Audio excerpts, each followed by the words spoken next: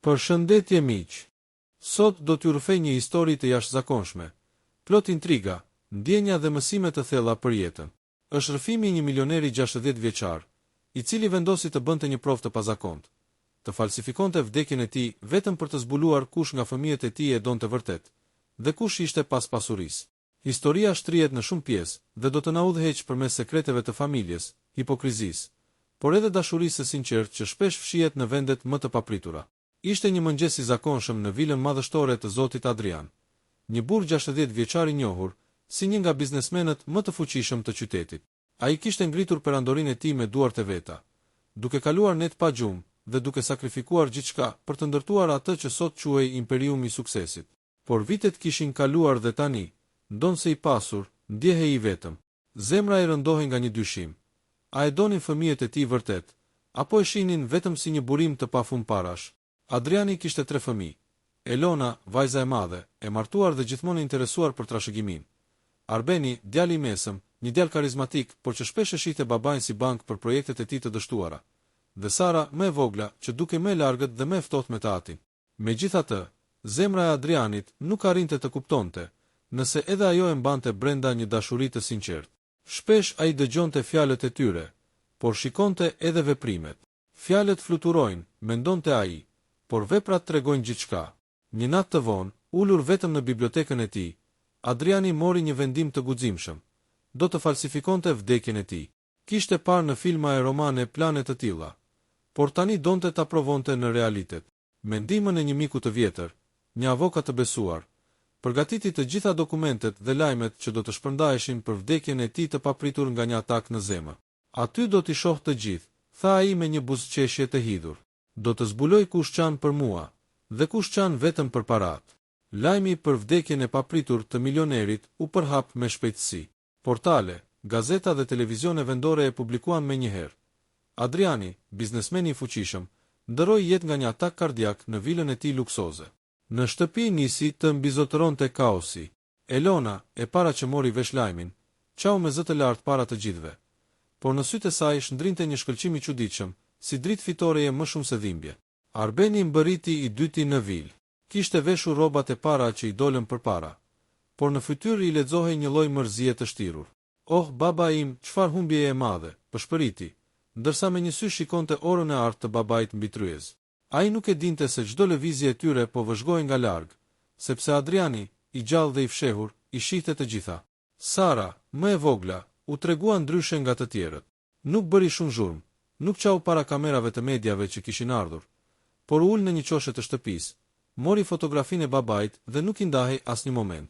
Lotët i rridhnin pa zë, pa teatr, si një dhimbje e vërtetë që nuk kishte nevojë për publik. Adriani, nga dhoma sekrete ku qëndronte, e pa këtë dhe zemra ju dridh. Ndoshta vetëm ajo, vetëm Sara më do pa interes. Pas pak ditësh u bë ceremonia e varrimit. Arkivoli i mbyllur, që fshehte trupin e një të huaj të paguar për këtë skenar, u vendos me skurorave të mëdha me lule. Në mes të ceremonisë, Elona dhe Arbeni nisën të flisnin mes tyre për pasurinë, pa u përmbajtur shumë. "Më duket se do të më takoj më shumë mua, si vajza e madhe", tha Elona.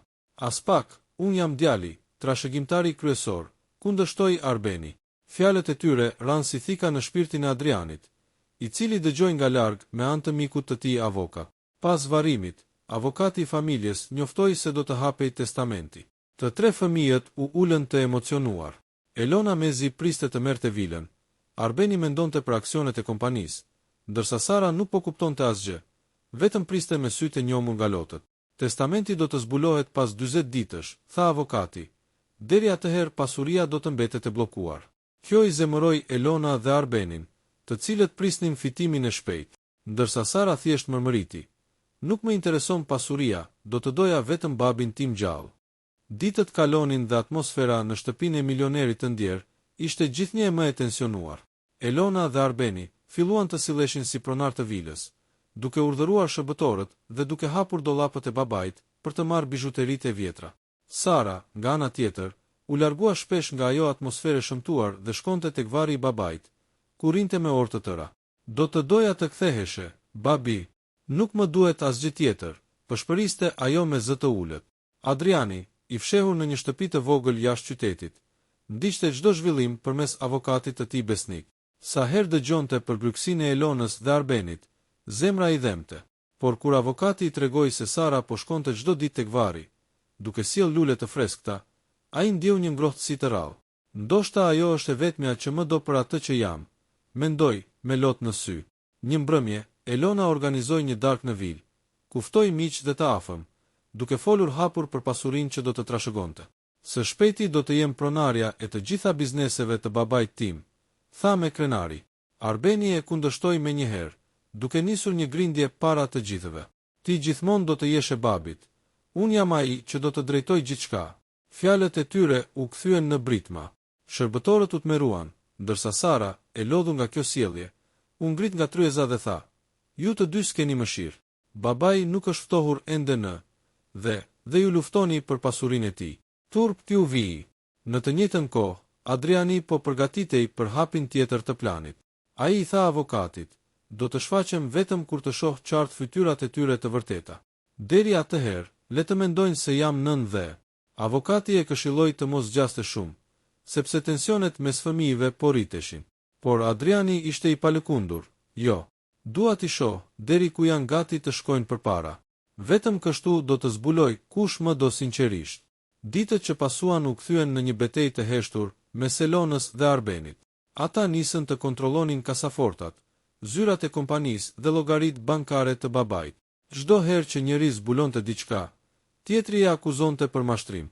"Ti po përpiqesh të marrësh gjithçka për vete," tha Elona me zë të lartë. Arbeni qeshi me përçmim. "Ti je etur vetëm për pasuri. Babai gjithmonë më donte mua më shumë."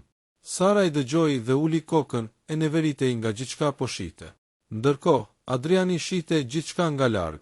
Në fillim e kishte menduar si një lojë, por tani zemra i coptohej. Ishte i tronditur se si dy nga fëmijët e tij nuk kishin asnjë ndjenjë për të, përveç interesit.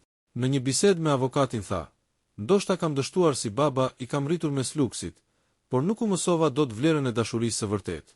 Avokati i vuri dorën mbi shpatull. "Jo, Adrian, nuk e dështuar ti. Ata kanë zgjedhur vetë kush duan të jenë. Por mos haro Sarën, ajo është ndryshe." Një mbrëmje, Sara shkoi sërish tek varri i babait. Kishte sjell lule të bardha dhe u ul aty me lot në sy. "Babi, e di që kur nuk më bëre shumë premtime, por gjithmonë ishe pranë meje. Më mungon dhe nuk di si t'ja dal pa ty." Fjalët e saj prekën thellë zemrën e Adrianit, i cili po e ndiqte fshehur azi nga larg. "Lotët i mbushën syt. Ajo është e vetmja që më do për atë që jam," pëshpëriti me zë të ulët. Në ditët në vijim, grindjet mes Elonës dhe Arbenit morën për masa të rrezikshme. Ata filluan të thërrisnin avokat të tyre, të kërcënonin njëri tjetrin dhe madje të mendonin të hapnin gjyqe për trashëgimin. Sara nuk po merrte pjesë në këtë çmenduri, por vuante në heshtje. Një natë, ajo u mbyll në dhomën e saj dhe i shkroi një letër babait: "Nuk më duhet pasuria jote, dua vetëm të kthehesh. Edhe sikur të ishim të varfër, unë do të doja vetëm ty." Në vilë, tensioni kishte arritur pikën e vlimit. Elona dhe Arbeni nuk flisnin më si motër e vëlla, por si armiq të betuar. Një natë, në mes të një debati të ashpër, Elona i hodhi përpara një dosje bankare. "Ja ku e kam provën. Ti ke futur duart në llogaritë e babit që para se ai të vdiste." "Bërtiti ajo." Arbeni u ngrit me nerva, përplasi gotën mbi tavolinë dhe i tha: "Ti je një gënjeshtare. E vetmja gjë që di të bësh është të vraposh pas parave." Shërbëtorët filluan të kishin frikë se mos ndodhte diçka më e rëndë. Sara, që ishte dëshmitare e gjithë kësaj, nuk duroi më. Ajo u ngrit dhe u përball me të dy. "Ju nuk e meritoni të jeni fëmijët e tij. Babai nuk ishte thjesht një bank, ai ishte njeriu që na rriti. Po të shihte si silleni sot, do të zhgënjehej për jetë." Elona e shikoi me përçmim. "Mos na bëj moral, ti gjithmonë ishe e vogla e përkëdhelur. Nuk kupton asgjë nga biznesi dhe jeta."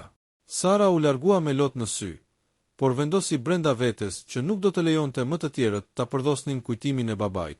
Ndërkohë, Adriani ndiqte çdo gjë që ndodhte. Ai e kuptoi se lojën nuk mund ta zgjaste pafund. Zemra i rrihte fort sa herë që shihte Sarën të vuante për të, ndërsa të tjerët po shndërroheshin në grabiqar. Një mbrëmje i tha avokatit: "Është koha, shpejt do të kthehem, por dua një skenar që t'i lë pa fjalë." Dua të shoh shprehjen e tyre kur të më shohin gjallë. Avokati buzëqeshi. Do të jetë shfaqja më e madhe e jetës suaj, Adrian. Avokati përgatiti një takim në zyrën e tij, duke thënë se do të shpallte një pjesë të testamentit para kohe. Të tre fëmijët u thirrën atje. Elona dhe Arbeni u veshën me rroba luksoze dhe mbërritën me buzëqeshje të fshehura, të bindur se do të merrnin lajme të mira. Sara shkoi e qetë, pa asnjë pritshmëri. Kur u ulën të tre, dera e madhe e zyrës u hap ngadalë. Brenda hyri një burr që ata nuk e prisnin kurrë. Ishte Adriani i gjallë, i fortë, dhe me një shikim që përziente dhimbjen me krenarin. Kur Adriani hyri në sallë, të tre fëmijët ngrinë në vend. Elona lëshoi një britëm. Është e pamundur. Ti je i vdekur. Arbeni u zverdh dhe mbeti pa fjalë, ndërsa Sara i vuri duart mbi gojë dhe shpërtheu në lot. Babi, je gjallë, tha ajo duke u ngritur për ta përqafuar. Adriani e hapi krahun vetëm për të, ndërsa syt i mbajti të ngulur tek dy të tjerët. Po, jam gjallë, tha ai me zë të thellë. Dhe po, vdekja ime ishte një provë. Doja të shihja kush nga ju më donte për atë që jam, dhe kush më shihte vetëm si një ark me para. Elona u përpoq të qeshte me nervozizëm. Babi, si mund të bësh një gjë të tillë? Na ke torturuar me këtë lojë të pakuptimt. Arbeni shtoi me mlef.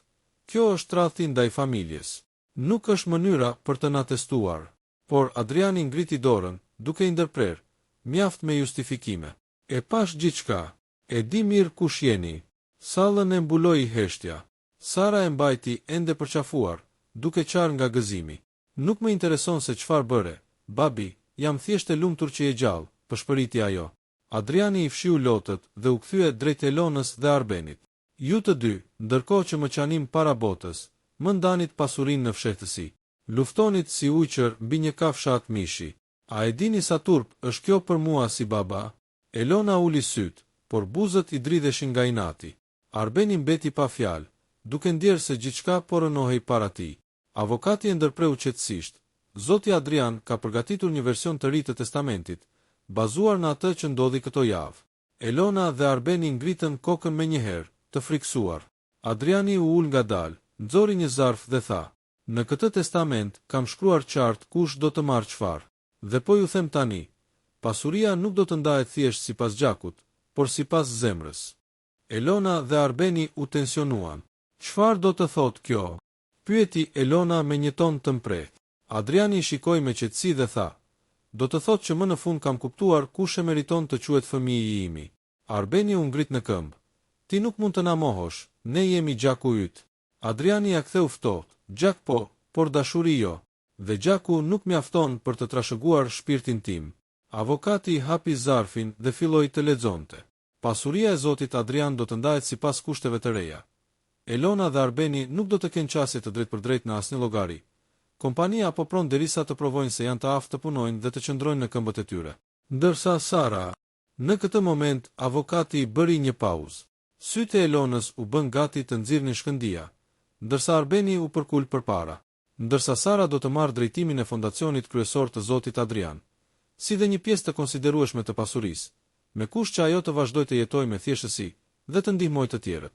Për më tepër, Sara është emëruar si administratore kryesore e testamentit, që do të thotë se çdo vendim për pasurinë do të kalojë nga ajo. Sara u trondit. "Babi, unë nuk kam kërkuar kur para. Nuk e dua këtë barë." Adriani buzëqeshi me lot në sy. "E pikërisht se nuk e do, ti e meriton, sepse e di që nuk do ta shfrytëzosh për veten, por për të mirën." Elona shpërtheu: "Kjo është e padrejtë. Unë jam vajza e madhe. Kam sakrifikuar më shumë se të gjithë." Arbeni u bashkua: "Edhe unë jam djali, i vetmi mashkull i familjes. Si guxon të na lësh pa gjë?" Adriani u ngrit në këmbë dhe i shikoi drejt në sy. "Ju nuk sakrifikuat asgjë. Më la të vetëm gjallë, dhe mezi pritet të më ndani të vdekur. Pasuria ime nuk është çmim për hipokrizi. Ajo është amanet për ata që din të duan." Lajmi për testamentin u përhap me shpejtësi në të gjithë qytetin. Media shkruante: "Milioneri i famshëm ja la gjithçka vajzës më të vogël, duke përjashtuar dy fëmijët e tjerë." Elona dhe Arbeni u ndjen të turpëruar. Në çdo dalje publike, njerëzit i shikonin me përçmim, duke thënë: "Këta ishin ata që qanin përpara, jo për baban." Kjo i bënte edhe më të hidhëruar. Elona, e mbushur me inat, shkoi tek babai dhe i tha: "Mos mendo se do të ri duar kryq. Unë do ta çoj testamentin në gjykatë. Askush nuk mund të më heqë të drejtën si vajza jote." Arbeni gjithashtu përgatiti avokatët e tij. Por Adriani që ishi hidhur: "Mund të provoni çfarë të doni. Ligji është i fortë, por më e fortë është e vërteta. Dhe unë kam prova të mjaftueshme për sjelljen tuaj gjatë këtyre javëve." Ndërkohë, Sara përpiqej të mbante ekuilibrin. Ajo nuk donte të kthehej në armike me motrën dhe vëllain, edhe pse ata e shikonin si tradhtare. Një ditë, ajo u tha: "Unë nuk e kërkova këtë pasuri. Po të doja, do të ndanim gjithçka bashk, nëse ju do të tregonit pak dashuri e respekt për babin. Por me këtë sjellje, nuk më lini zgjidhje tjetër." Fjalët e saj nuk i zbutën, përkundrazi i ndezën edhe më shumë. Elona i bërtiti: "Ti je kukulla e babait. Po na vjet gjithçka." Adriani vëzhgonte me dhimbje. Ai shpresonte që pas kthimit të tij fëmijët do të ndryshonin, por dukej se etja për pasuri i kishte verbuar. Një natë i tha avokatit: "Mbase i la shtollastuar për shumë vite. Ndoshta tani e kanë të vështirë të pranojnë realitetin, por një ditë do ta kuptojnë që paraja pa dashuri nuk ka asnjë vlerë." Elona dhe Arbeni, të turpëruar e të përjashtuar nga shoqëria, kalonin ditët në grindje dhe akuza ndaj njëri tjetrit. Parat që kishin kursyer po mbaronin, dhe asnjë nga miqtë e vjetër nuk u përgjigjej më në telefon. Një natë, Elona qau me zë të lartë: "Ne nuk kemi humbur vetëm pasurinë, por edhe babain. Dhe kjo është faji ynë." Arbeni e dëgjoi në heshtje për herë të parë. Pa reaguar me zemërim, në sytë e tij kishte vetëm lodhje dhe pendes. Sara, nga ana tjetër, nuk i mbylli dyert për ta. Ajo dërgonte herë pas here njerëz që të sillnin ushqime dhe ndihma në shtëpinë ku qëndronin. Por Elona dhe Arbeni nuk pranonin asgjë. "Nuk dua mëshirën e saj," thoshte Arbeni, "ndonse zemra i dridhej nga mungesa e gjithçkaje." Adriani e mësoi këtë dhe i tha Sarës: "Bia ime, vazhdo të qëndrosh pranë në heshtje. Një ditë, krenaria do të thyhet dhe do të kuptojnë se dashuria vlen më shumë se parat." Dhe ajo ditë erdhi. Një mbrëmje të ftohtë dimri, Elona trokiti në derën e Sarës. Ishte e dobësuar, me fytyrën e mbuluar nga lotët. "Më fal," tha ajo, "kam qenë e verbër. Lakmia më humbi. Dua vetëm të rikthej familjen time." Pak më vonë, edhe Arbeni mbërriti, i lodhur e i thyer. Ai e uli kokën para babait, të kërkoi falje. "Ti kishe të drejtë, babi. Ne nuk e meritojmë pasurinë, por ndoshta ende mund të meritojmë dashurinë tënde." Adriani u emocionua. Ai i përqafoi të tre fëmijët, dhe për herë të parë pas shumë vitesh, shtëpia u mbush me një ngrohtësi që nuk vinte nga parat, por nga zemra.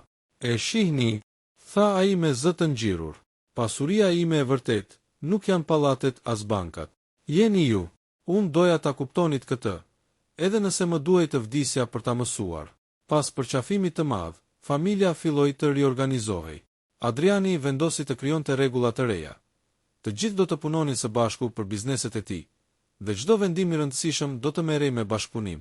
Sara, si administratore, përpiqej të ishte e drejtë dhe e kujdesshme, ndërsa Elona dhe Arbeni, edhe pse të lodhur nga turpi dhe pendesa, filluan të kuptonin se bashkëpunimi dhe respekti ishin më të rëndësishme se lakmia. Ditët kalonin dhe marrëdhëniet mes fëmijëve u përmirësuan gradualisht. Elona filloi të kuptonte se nuk mund të kontrollonte gjithçka dhe mësoi të ndante përgjegjësitë. Arbeni filloi të punonte me pasion në kompanitë e babait, duke përdorur talentin e tij në mënyrë pozitive dhe jo për fitim personal. Sara, me durimin dhe mirësinë e saj, u bë ura që bashkonte të gjithë familjen. Një vit më vonë, Adriani vendosi të organizonte një darkë familjare për të festuar rikthimin e harmonisë. Të gjithë u ulën rreth tryezës me buzëqeshje të vërteta, jo të shtirura. Ishte një moment i bukur dhe i ngrohtë, ku të kaluarat e hidhura filluan të zbehen dhe të tashmet e lumtura u shfaqën. Ai shikoi të gjithë dhe tha: "Kjo është trashëgimia ime e vërtetë, jo pasuria, por dashuria juaj për njëri tjetrin." Elona dhe Arbeni nuk e kuptonin ende plotësisht se çfarë kishte mësuar Adriani nga lojtaria e tij e rrezikshme, por ndjen se zemrat e tyre ishin ndryshuar. Ata mësonin të donin pa kusht dhe të vlerësonin momentet e thjeshta, jo pasurinë. Sara i përqafonte dhe u buzëqeshte, duke kuptuar se sakrifica dhe durimi i saj kishin shpërblyer më në fund. Adriani, i qetë dhe i lumtur, qëndroi pranë dritares së shtëpisë së tij dhe shikoi qytetin që kishte ndërtuar me duart e veta. Nuk ishte vetëm pasuria ajo që i jepte kënaqësi, por familja e bashkuar dhe dashuria e vërtet që kishte shpëtuar nga lakmia dhe egoizmi. Ai e përqafoi Sarën, duke i thënë: "Ky është vetëm fillimi i një jete të re. Tani e dim të gjithë se çfarë ka më vlerë në jetë." Familja ishte bashkuar, dhe historia e milionerit që falsifikoi vdekjen për të kuptuar dashurinë e vërtet, përfundoi me një mësim të qartë. Dashuria dhe respekti janë pasuria më e madhe që mund të trashëgohet.